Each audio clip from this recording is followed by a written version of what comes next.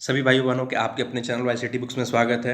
मैं आप लोगों के लिए डेली करंट अफेयर्स की वीडियोस प्रोवाइड करता हूं। उसी कड़ी में आज 18 अप्रैल के जितने भी मोस्ट इंपॉर्टेंट करंट अफेयर्स के क्वेश्चन हैं, सारे क्वेश्चनों को इसमें कवर किया गया है। एक दो क्वेश्चन मैं रह जाता है, मैं उसे नोट्स के रूप में रख देता हूँ। अदरवाइज एक दो क्वेश्चन बच जाता है तो मैं उसे अगली वीडियोज़ में कवर कर देता हूँ। तो देखिए, आपके हर एग्जाम के लिए ये बहुत इंपॉर्टेंट होने वाला है। तो आप लोग जो अभी तक हमारे चैनल को सब्सक्राइब नहीं किए जरूर सब्सक्राइब कर लेंगे। उसके बगल में बेल आइकन उसे प्रेस कर देंगे, जिससे कि आगे वीडियो का नोटिफिकेशन आपके पास तुरंत पहुंच जाएगा। तो चलिए, मैं देर ना करते हुए आज का सेशन स्टार्ट करता हूँ।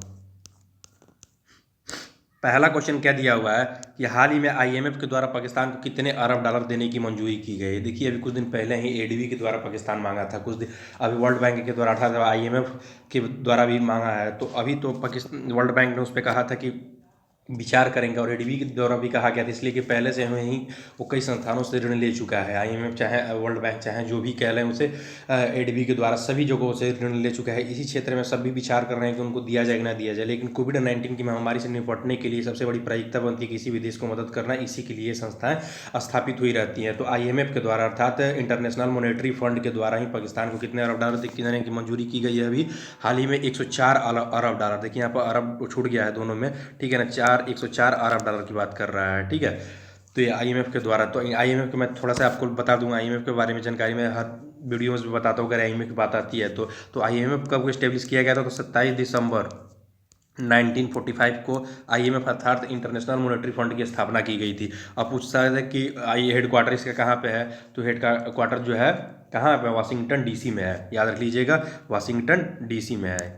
और फिलहाल में इसकी कितने सदस्य देश हैं, पूछा जा सकता है कि आईएमएफ कितने सदस्य देश हैं, तो 189 सदस्य देश फिलहाल में आईएमएफ के हैं। और क्रिस्टिया जॉर्जिया जो है फिलहाल में इसकी क्या है, प्रमुख हैं, ठीक है। याद रखिए कितना मोस्ट इंपॉर्टेंट। चलिए, हम अगले क्वेश्चन पे चलते हैं। अगला क्वेश्चन क्या दिया, हाल ही में किसके द्वारा फेसबुक पर हेल्थ अलर्ट नामक कोविड-19 के लिए इंटरैक्टिव पहल की गई। पूछ रहा है, फेसबुक पर हेल्थ अलर्ट नामक कोविड-19 के लिए इंटरैक्टिव पहल किसके द्वारा किया गया। WHO के द्वारा किया गया, यूनाइटेड नेशन के द्वारा किया गया, भारत सरकार के द्वारा किया गया, इनमें से कोई नहीं। तो इसका राइट आंसर क्या हो जाएगा बताइए। तो इसका जो राइट आंसर हो जाएगा WHO के बारे में मैं बता दिया हूँ। और ये तो बहुत ही इंपॉर्टेंट आप लोगों के लिए बन जाता है, इसलिए कोविड-19 खत्म होते ही आप लोगों के इससे जरूर क्वेश्चन बनेंगे, और इसे बहुत ही आप लोग ध्यान से पढ़िए और इसे जानकारी आप लोग रखिए, ठीक है। तो WHO का फुल फॉर्म आप लोगों को पता होगा कि वर्ल्ड हेल्थ ऑर्गेनाइजेशन। WHO मतलब वर्ल्ड हेल्थ ऑर्गेनाइजेशन। WHO की स्थापना कब हुई थी, तो याद रखिएगा अभी हाल ही में मैंने बताया था जब इसकी स्थापना हुई थी। कब हुई थी, 7 अप्रैल के दिन, जो अभी बीता हुआ है 7 अप्रैल 1948 के दिन इसकी स्थापना हुई थी। इसका हेडक्वार्टर भी पूछा सकता है, तो इसका हेडक्वार्टर कहाँ पे है, हेडक्वार्टर इसका जेनेवा में है। जेनेवा कहाँ पे है, तो स्विट्जरलैंड में है, ठीक है। और पूछा सकता है कि इसके हेड अभी फिलहाल में कौन है, तो इसका हेड जो है वो टेड्रस अधानम जो है फिलहाल में इसे WHO के हेड बने हुए हैं। चलिए, हम अगले क्वेश्चन पे चलते हैं। अगला क्वेश्चन क्या दिया हुआ है कि हाल ही में आईपीएल को कब तक स्थगित कर दिया गया है। देखिए, आईपीएल मतलब Indian premium league, Indian premium league को कब तक स्थगित कर दिया गया है। देखिए, अभी 29 तारीख से आईपीएल होने वाले थे, 29 मार्च की मैं बात कर रहा हूँ, 29 मार्च से होने वाले थे आईपीएल। इसको टाल के क्या कर दिया गया, पहले तो कर दिया गया 15 अप्रैल से कर दिया गया, लेकिन 15 अप्रैल के बाद भी फिर देखा गया कि इस पर कंट्रोल अभी नहीं हुआ है। चाहे कोविड-19 से अभी लड़ा जा रहा है, देश को लड़ रहा है, तो उसी क्षेत्र अभी देखते हुए क्या किया गया, इसका 13वां जो संस्करण है, अभी 13वां संस्करण चलने वाला था, तो इसको क्या कर दिया गया, टाल दिया गया है। और टाल कर कब कर दिया गया है, तो ऑप्शन आपके पास 4 ऑप्शन दिया है, सितंबर, नवंबर 2020, अनिश्चित काल। तो अनिश्चित काल के लिए इसे टाल दिया गया। अनिश्चित काल मतलब अर्थात हम लोगों को बताया था कि जब चाहे तब ये करा सकती है, अर्थात जब तक इस पर पूरी तरह से काबू न पा लिया जाए कोरोना से, तब तक इस पर शायद ही इस पर कोई विचार किया जाएगा, तब तक के लिए इसे टाल दिया गया। हालांकि इससे बहुत ही बीसीसीआई को बहुत ही बड़ा झटका मिला, और यही नहीं, उसको बहुत ही ज़्यादा उसके अर्थव्यवस्था में कमी आई है, ठीक है ना। तो अनिश्चित काल के लिए इसे क्या कर दिया गया, टाल दिया गया है। आप लोगों को अब थोड़ा सा मैं बता दूं कि देखिए, आईपीएल जो है ना, इसके बारे में 13वां संस्करण को करने के लिए अभी श्रीलंका ने मंजूरी भी दे दी है कि हमारे यहाँ आप आईपीएल को करा सकते हैं। हालांकि इस पर विचार किया जा रहा है, अगर ऐसा संभव हो तो अगर श्रीलंका में पूरी तरह से कोविड-19 में काबू पा लिया जाता है बहुत जल्द ही, तो वहाँ पर कराया भी जा सकता है। हालांकि बीसीसीआई के द्वारा ऐसा कुछ कहा नहीं गया। एक शब्द आता है बीसीसीआई के बारे में मैं थोड़ा सा आप लोगों को बता दूं कि बीसीसीआई को स्टेब्लिश कब किया गया था, तो 1978 में बीसीसीआई को स्टेब्लिश किया गया था तो उसकी स्थापना की गई थी। बीसीसीआई के अभी हाल ही में अध्यक्ष कौन है, तो अध्यक्ष आप लोगों को पता होगा कौन है, गांगुली हैं, आप लोग याद रखिएगा गांगुली हैं। और सीईओ फिलहाल में, ये भी बहुत इंपॉर्टेंट पूछ सकता है कि हाल ही में सीईओ कौन है, तो राहुल जौहरी। राहुल जौहरी जो है फिलहाल में अभी क्या है, बीसीसीआई के सीईओ के प्रमुख हैं। और सचिव, इसके सचिव भी पूछ सकता है, तो सचिव भी याद रख लीजिएगा, अमित शाह के जो बेटे हैं, क्या नाम है इनका, जय शाह। जय शाह फिलहाल में यहाँ के सचिव हैं। तो तीन इंपॉर्टेंट चीज बन जाता है, एक तो पूछ सकता है अध्यक्ष, अध्यक्ष की कौन है, गांगुली है, सीईओ कौन है, राहुल जौहरी है, और सचिव कौन है, तो जय शाह है। ये तीन याद रख लीजिएगा, बहुत इंपॉर्टेंट बनता है बीसीसीआई के लिए। चलिए हम अगले क्वेश्चन पे चलते हैं। अगला क्वेश्चन क्या दिया, हाल ही में उत्तर प्रदेश सरकार के द्वारा किस ग्रेड के लोगों को सीमित क्षेत्र में नौकरी पाने की इजाजत 20 अप्रैल से दे दी गई है। ए ग्रेड के लोगों को, बी ग्रेड के लोगों को, सी ग्रेड के लोगों को और सी और डी ग्रेड के लोगों को। बताइए इसका राइट आंसर क्या हो जाएगा। तो ए ग्रेड के लोगों को और बी ग्रेड के लोगों को, सॉरी यहाँ पे देखिए, यहाँ पे जो एक ऑप्शन और भी रख सकते हैं, ई ऑप्शन मान लीजिएगा रख देते हैं, ए और बी ग्रेड के दोनों लोगों को क्या कर दिया गया है, मंजूरी दे दी गई है। ठीक है, और सी और डी ग्रेड के जो लोग हैं ना, इनमें से 33% लोग, याद रख लीजिए बहुत इंपॉर्टेंट बन जाता है ये भी, 33% जो लोग हैं उनको मंजूरी दे दी जाएगी, वो भी लोग कार्य पर करेंगे। लेकिन ये ए और बी ग्रेड के लोग जो है उसमें से मैक्सिमम लोगों को कार्य पर भेजा जाएगा जो इलाका हॉटस्पॉट वगैरह में नहीं शामिल है, चाहे जो उसमें से भी कुछ लोगों को वर्ग दिया जाएगा। फिर ऐसा कौन पहली सरकार बन गई है, तो इजाज़त देने के लिए सरकार जो बन गई है, उत्तर प्रदेश सरकार बन गई है। ठीक है, और उत्तर प्रदेश के बारे में आप लोगों को पता है कि उत्तर प्रदेश के हाल ही में सीएम कौन है, योगी आदित्यनाथ जी हैं, और यहाँ के गवर्नर जो कौन है, आनंदीबेन पटेल हैं। आप लोगों को इस तरह से चेन बनाकर याद करना चाहिए। चलिए हम अगले क्वेश्चन पर चलते हैं।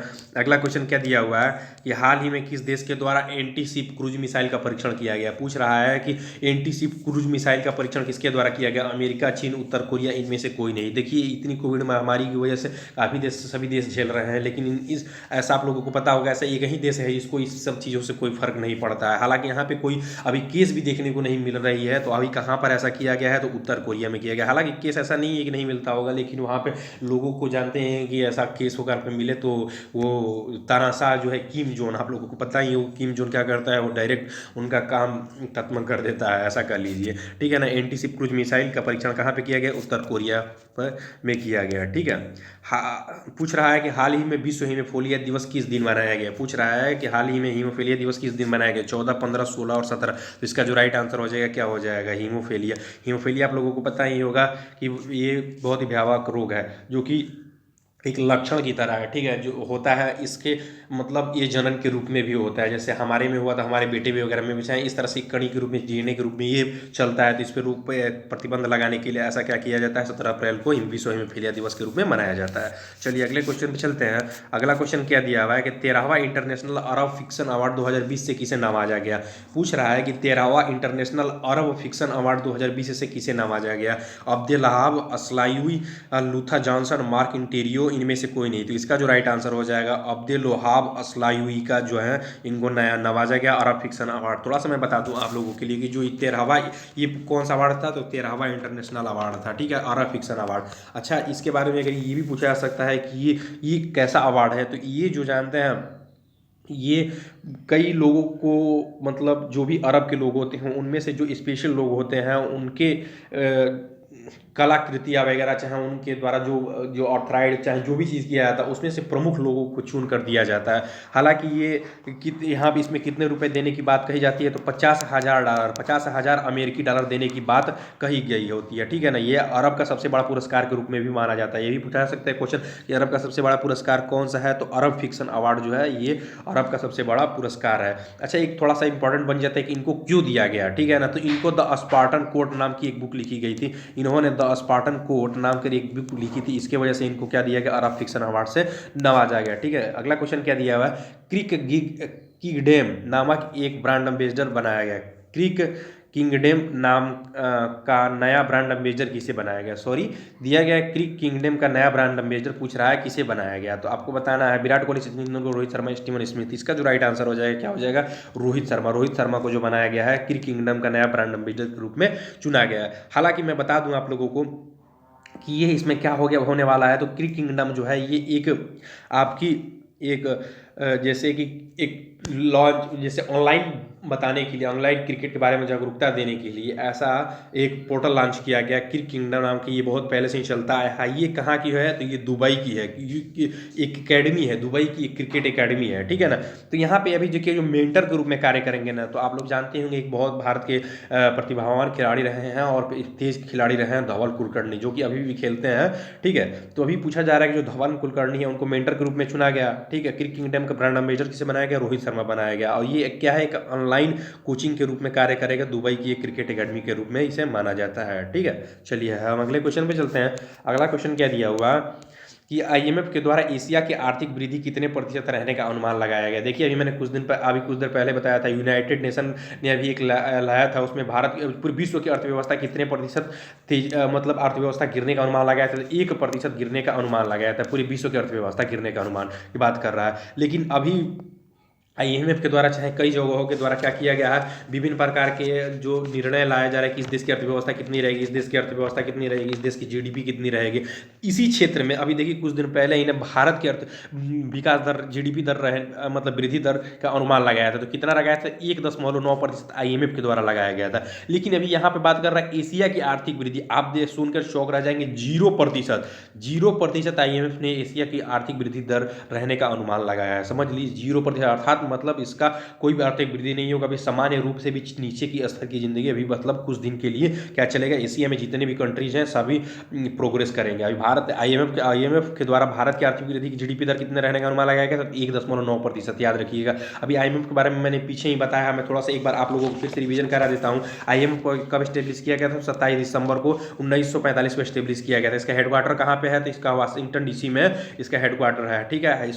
इसमें कितने सदस्य देश हैं? तो 189 सदस्य देश हैं, ठीक है। क्रिस्टीना जॉर्जिया इसके हाल ही में प्रमुख है। थोड़ा सा मैं आप लोगों को और भी जानकारी दे देना चाहता हूं। देखिए, यूनाइटेड नेशन के द्वारा भारत की जीडीपी दर रहने का कितना अनुमान लगाया गया था? 4.8% रहने का अनुमान लगाया गया था। एसबीआई के द्वारा कितना लगाया गया? 2.6% लगाया गया था, ठीक है, एसबीआई के द्वारा। अब पूछा जा रहा है कि एडीबी के द्वारा अर्थात एशियन डेवलपमेंट बैंक के द्वारा कितना लगाया गया था? 2.5% रहने का अनुमान लगाया गया था। और मूडीज के द्वारा कितना लगाया गया था? 2.5% रहने का अनुमान लगाया गया था। तो ये सब जितने भी क्वेश्चन बनते हैं आप लोगों के पेपर में बहुत इंपॉर्टेंट होने वाला है, तो आप लोग याद रखिएगा। अच्छा, अगला क्वेश्चन क्या दिया हुआ है कि 2020 के एशियाई पैरा खेल के लिए शुभंकर का अनावरण किया गया। शुभंकर क्या है, ठीक है। तो इसका जो राइट आंसर है, आप लोग पहले को तो ये जानना चाहिए कि जो एशियाई पैरा खेल का जो शुभंकर का अनावरण किया गया ये कहाँ पे किया गया।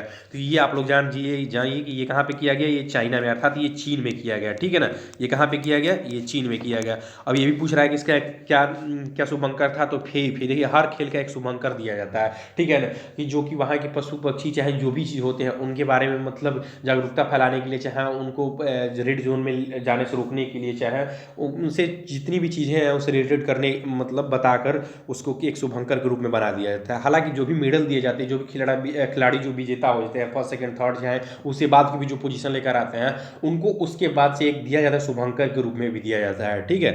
तो इसका अभी फिलहाल में एशियाई पैरा खेलों के जो शुभंकर का अनावरण किया गया, क्या नाम है उसका? फे, ठीक है। चलिए अगले क्वेश्चन पे चलते हैं। देखिए, कुछ क्वेश्चन आप लोगों के लिए मैं नोट्स के रूप में लेकर आता हूं, तो उसका राइट आंसर आपको देना होता है। देखिए, फिल्म इंडस्ट्री से जुड़े रंजीत चौधरी का निधन 15 अप्रैल को हो गया, ठीक है। अभी बहुत ही फेमस ये कलाकार माने जाते थे। ये एक बहुत कॉमेडियन थे, ये बहुत ही गायक, इस मतलब सभी क्षेत्रों में ये निपुणता हासिल किए हुए थे। इनका हाल ही में 15 अप्रैल 2020 को निधन हो गया। क्या नाम था इनका? रंजीत चौधरी। इनको फिल्म इंडस्ट्री से जुड़ा हुआ माना जाता है। चलिए अगला क्या दिया है। टाटा टावर ने सामाजिक नवाचार एडिशन अवार्ड 2020 जीता। देखिए, टाटा टावर की बात कर रहे हैं। टाटा टावर ने सामाजिक नवाचार एडिशन अवार्ड 2020 को जीत लिया है। अब ये भी पूछ सकता है कि टाटा टावर की स्थापना कब हुई थी? तो 1987 में टाटा टावर की स्थापना हुई थी। और देखिए, ये क्यों मनाया जाता है टाटा टावर जो है, ये नौचार एडिशन क्यों मनाया जाता है? तो इसमें दो ये थॉमस जो एल्वा एडिशन थे ना, इन्हीं के मतलब जन्म दिवस पे इनको मनाया जाता है, क्योंकि लोगों को मतलब उस क्षेत्र में जागरूकता फैले और जो भी जितने भी इलेक्ट्रिक विद्युत आपूर्ति है उसके में क्षेत्र में बढ़ावा दिया जाए।